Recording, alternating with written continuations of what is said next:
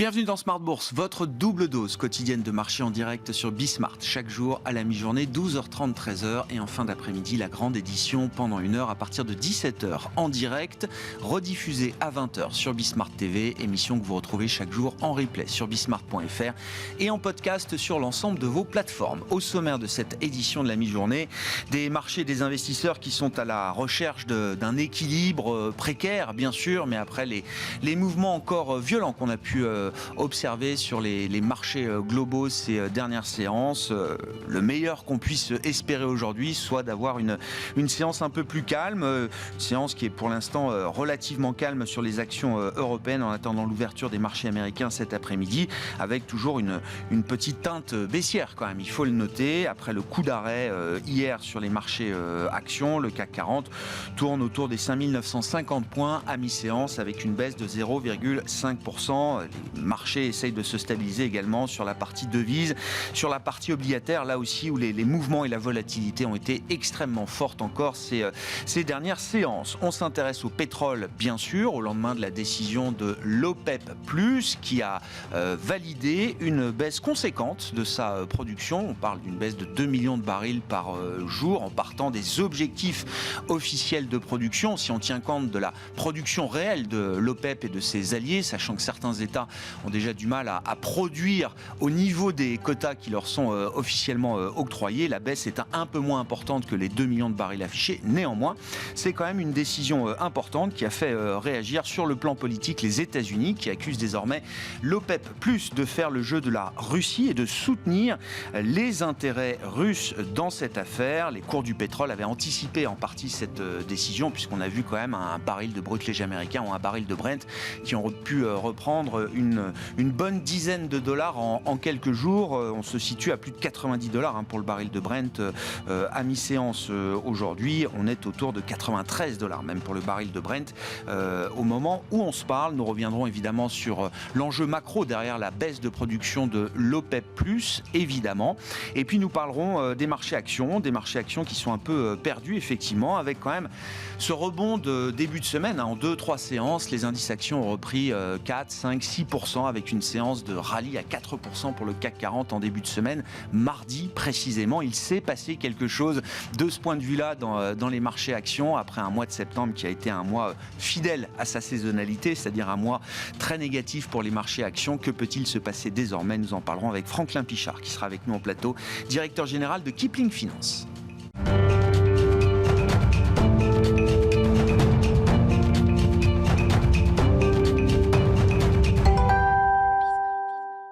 Mais d'abord, quelques commentaires et quelques analyses sur la situation macroéconomique et la situation des banques centrales dans cet environnement de marché complexe. C'est Alexandre Tavadzi qui est avec nous en visioconférence depuis Genève, responsable du CIO Office et de la recherche macroéconomique de Pictet Wealth Management. Bonjour et bienvenue Alexandre.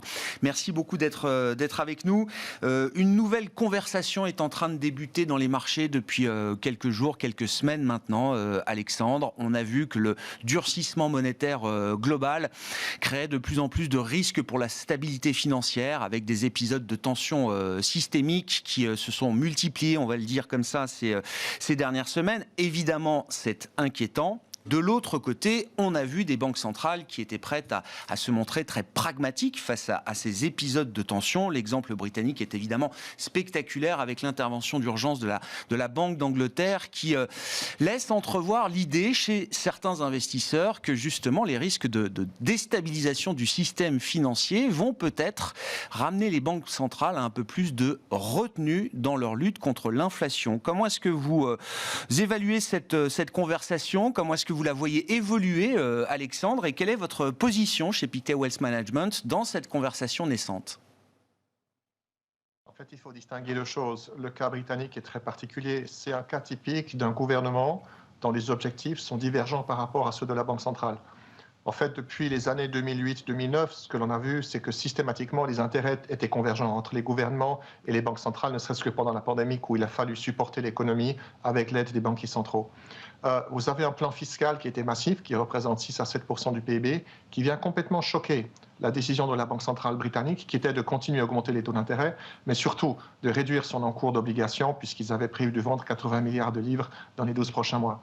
Arrive le plan britannique, qui amène énormément d'insécurité dans le marché financier, les obligations souveraines baissent, qui a forcé la Banque centrale à complètement revoir ses objectifs. Et finalement, au lieu de vendre 80 milliards, 3 jours plus tard, ils en ont racheté 62, simplement pour stabiliser le marché financier. Donc c'est un cas extrême de revirement de situation, puisque le politique, finalement, a préempté sur l'aspect monétaire. Lorsqu'on regarde la situation des autres banquiers centraux, que sont les États-Unis et la BCE, la situation est inquiétante. On a de plus en plus de signes de manque de liquidité dans les marchés financiers, essentiellement dans les marchés de dette, puisque les marchés de dette se traitent de gré à gré. Vous avez besoin d'une banque qui vous fait un prix sur les obligations que vous voulez vendre ou acheter.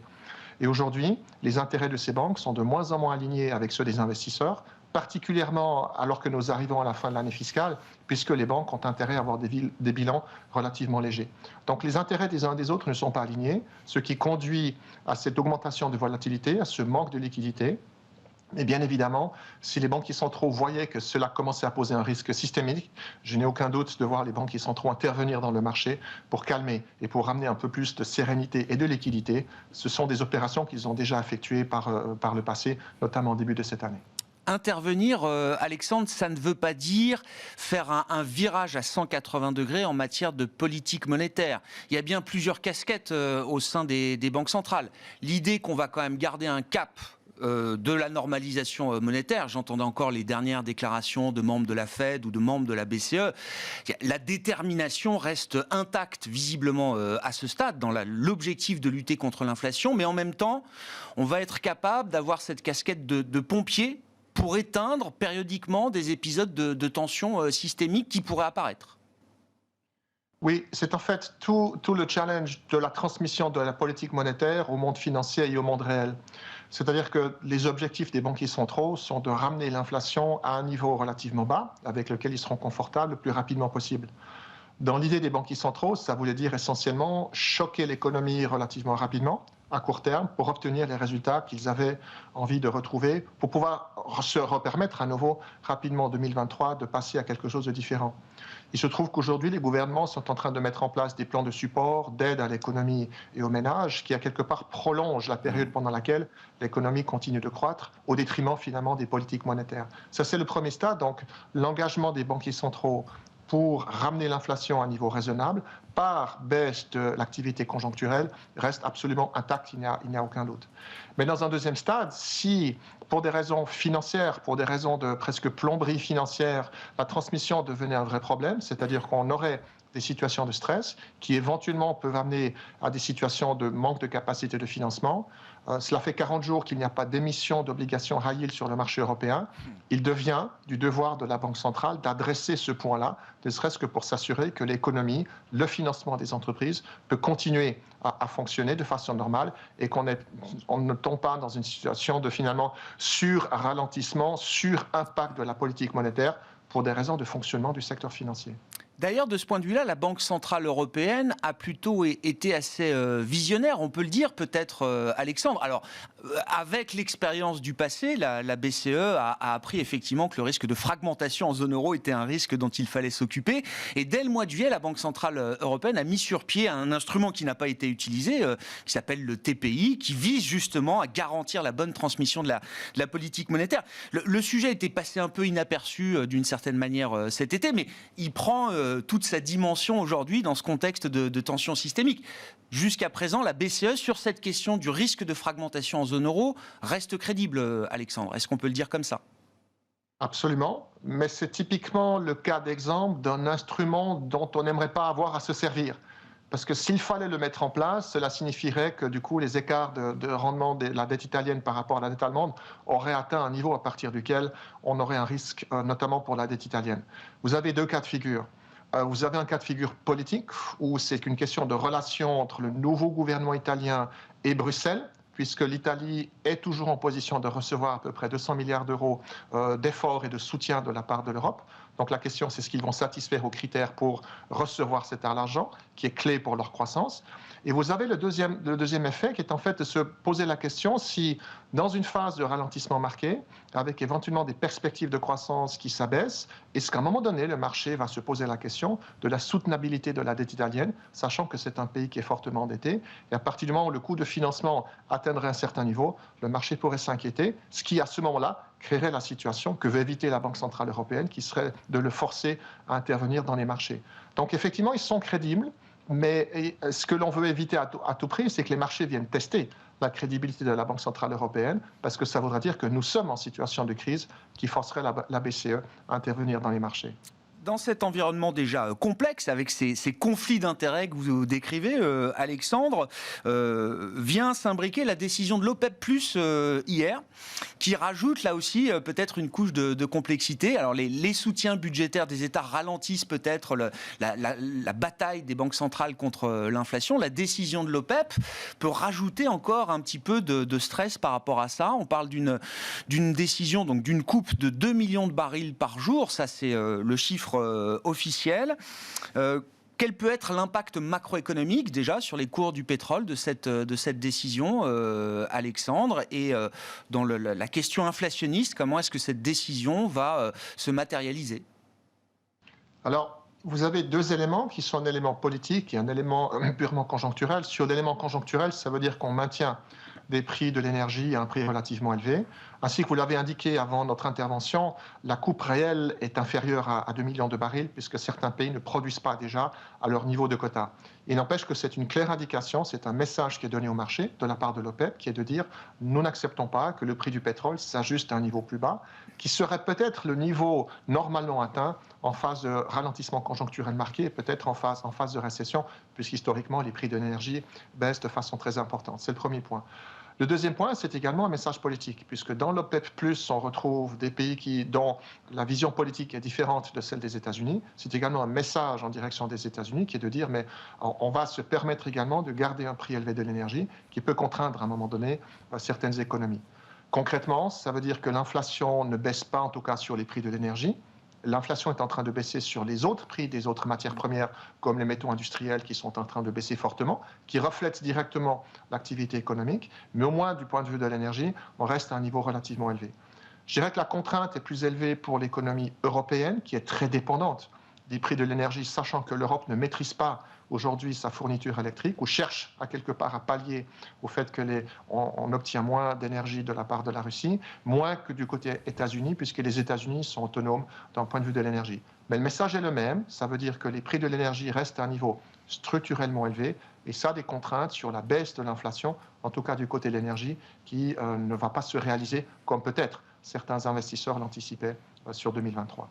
Dans ce contexte, Alexandre, une fois qu'on a décrit cette situation, comment est-ce que vous comprenez le rebond ou la tentative de rebond de marché qu'on a pu voir en début de semaine, avec une journée assez violente d'ailleurs, la journée de mardi, où on a vu des rebonds très forts sur les marchés actions notamment.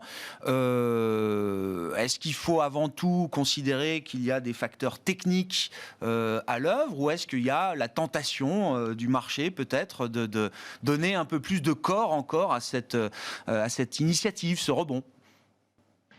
Vous avez une double combinaison d'éléments techniques. L'élément technique, c'est qu'après un mois de décembre qui était particulièrement compliqué pour les investisseurs, le positionnement des investisseurs était très défensif. Concrètement, on avait relativement peu d'investisseurs qui restaient investis dans les marchés des actions, notamment du côté des investisseurs systématiques qui étaient plus ou moins sortis. Donc à partir de là, vous avez besoin d'un catalyseur pour permettre au marché de remonter dans un environnement où les vendeurs avaient déjà finalement opéré leurs opérations de vente.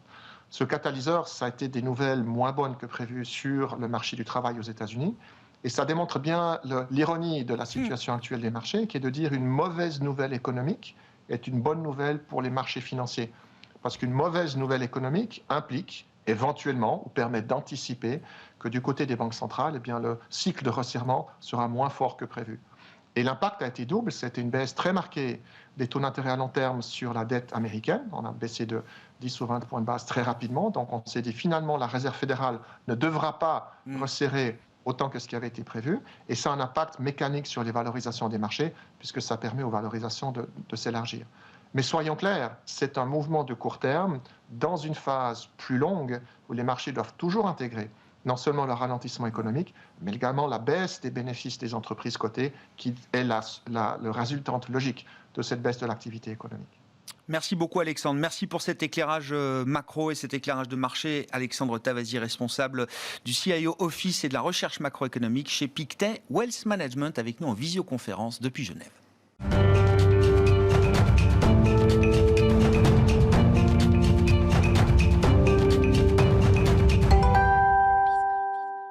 Poursuivons cette analyse et cette discussion en plateau avec Franklin Pichard, à mes côtés, directeur général de Kipling Finance. Bonjour et bienvenue Franklin. Bonjour. Ravi de vous retrouver, on se parle toutes les 2 semaines. Alors c'est vrai que au cours des 15 derniers jours, ce rebond de quelques séances, ça a commencé vendredi dernier et puis ça s'est terminé de manière spectaculaire mardi avec une hausse de 4% sur le CAC 40 qu'on n'avait plus vu depuis longtemps. Depuis, le mouvement a été un peu stoppé. On s'est arrêté autour des 6000 points pour l'indice CAC 40 à Paris. Quelle est l'anatomie qu'on peut faire de cette séquence? Parce qu'il s'est quand même passé quelque chose. Un rebond de 4%, ça doit vouloir dire quelque chose. Oui, parce qu'au-delà de ce rebond de 4,24%, c'est pas que le CAC, c'est l'ensemble des marchés, aussi bien américains, asiatiques que français pour le CAC. Donc, il s'est passé quoi? Déjà, ce genre d'événement nous conforte dans l'idée, ce qu'on répète un petit peu aux investisseurs régulièrement, c'est qu'il faut toujours avoir un pied dedans.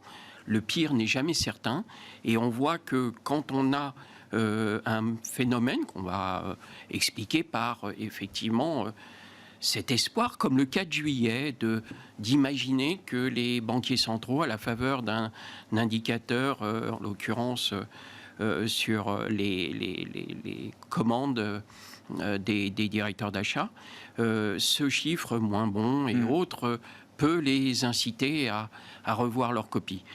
Alors la grande différence avec le 4 juillet, c'est que le 4 juillet, il a fallu plus d'un mois pour se dire que finalement, on avait peut-être été un peu vite en besogne.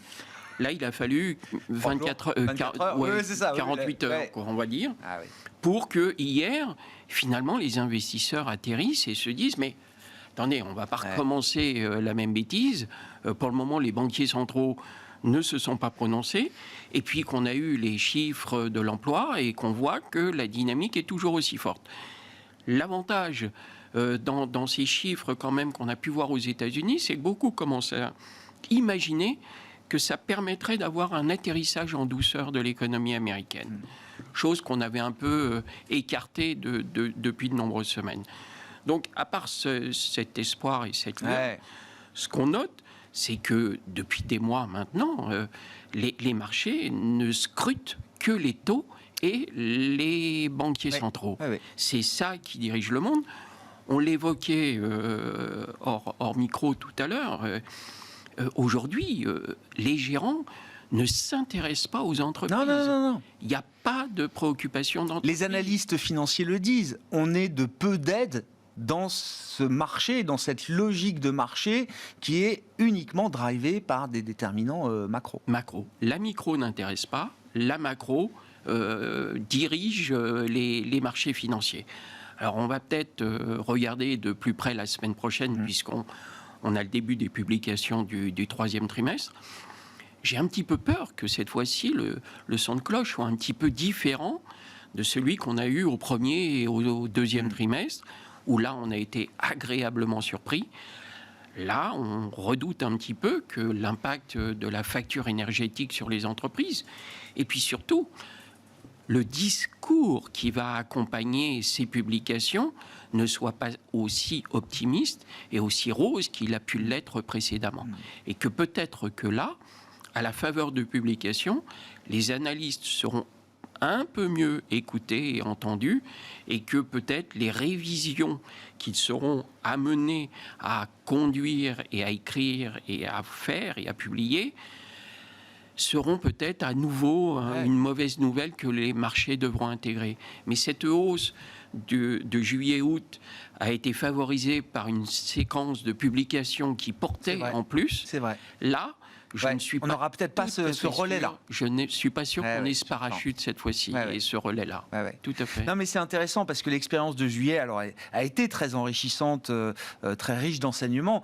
Effectivement, je rappelle, on a vu 10, 15, jusqu'à 20% et plus de rebonds pour le Nasdaq. Par exemple, je veux dire, ça s'est joué en 4, 5, 6 semaines jusqu'à la mi-août.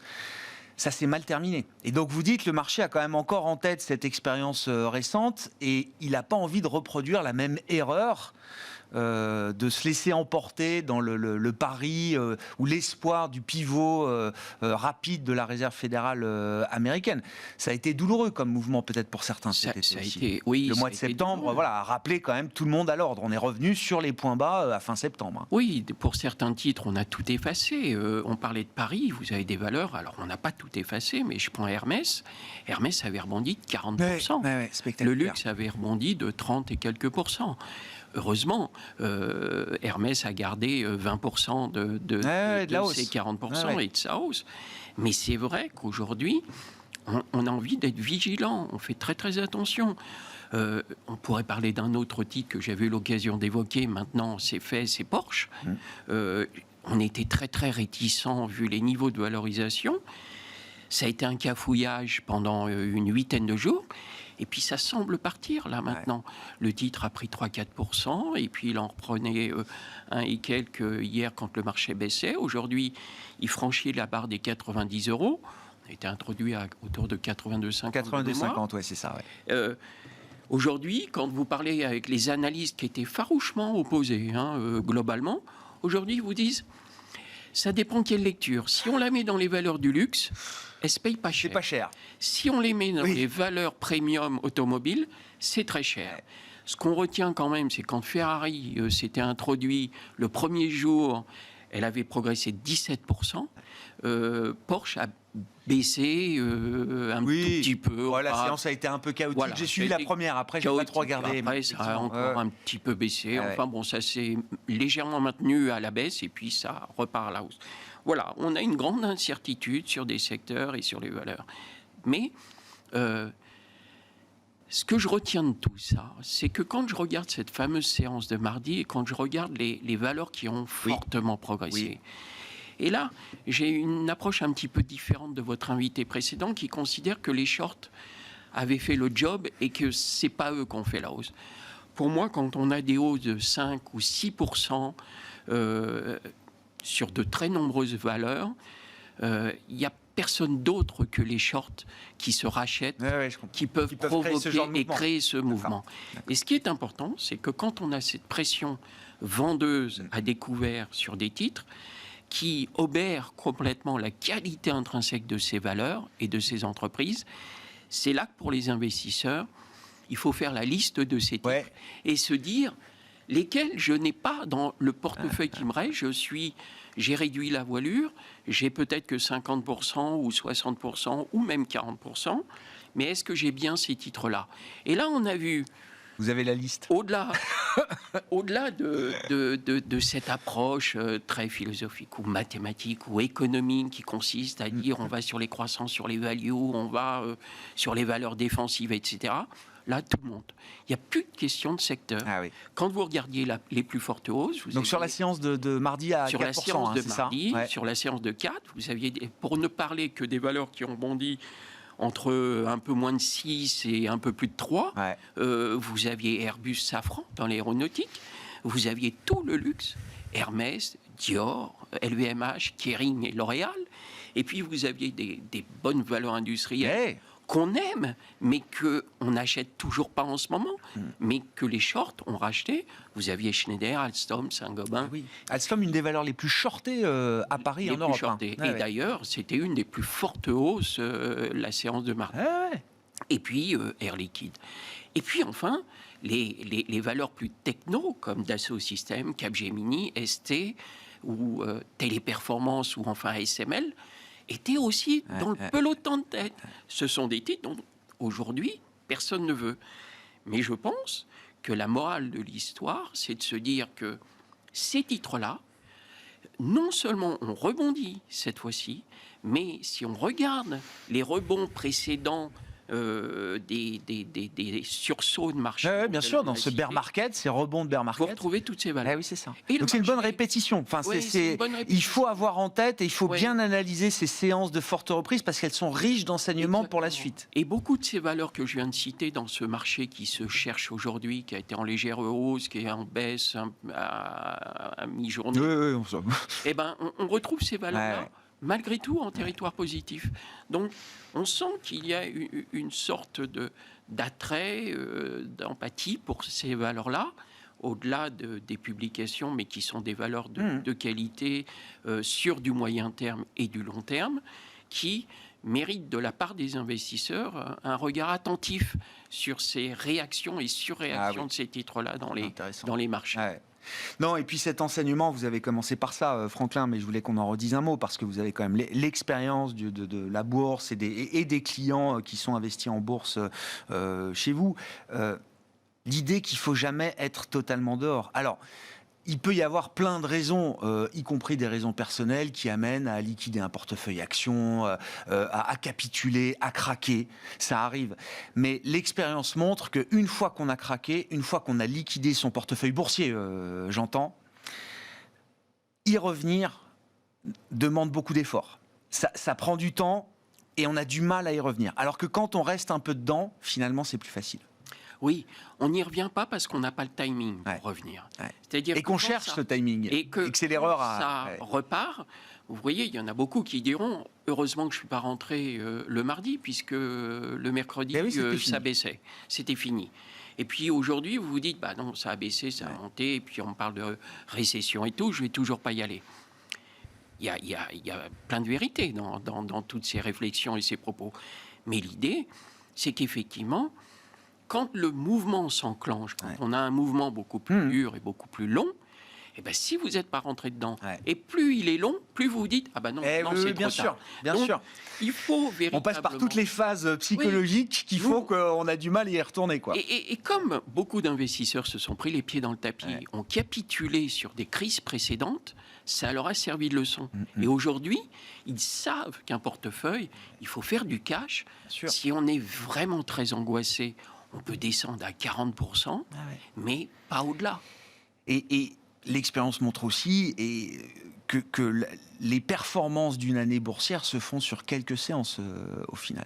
Il y a quelques séances, une poignée de séances, effectivement, avec des mouvements importants qui font la performance de l'année, d'une certaine manière. 3 séances. Et donc, il faut être là tout le temps un peu. Parce que la hausse ne s'est pas provoquée ni à l'ouverture vendredi, ni à la clôture, à la clôture mardi. Mais en l'espace de quelques heures de séance, l'indice a repris plus de 6% à la Bourse de Paris. Donc, effectivement, ça se fait sur des périodes très courtes. Et à chaque fois qu'on a des rebonds et des rallyes, c'est très court et il faut être dedans dès le départ. Merci les algos. Non, voilà, les clients privés particuliers doivent effectivement appréhender ce fonctionnement de marché aujourd'hui déterminé, dicté en grande partie. Composé avec 90% du volume quotidien. Oui, mais bon, si on veut y être encore, il faut composer effectivement avec ces algorithmes. Merci beaucoup Franklin. Franklin Pichard avec nous tous les 15 jours, le jeudi à 12h30 dans Smart Bourse sur Bismart, directeur général de Kipling Finance. On se retrouve à 17h en direct sur Bismart TV.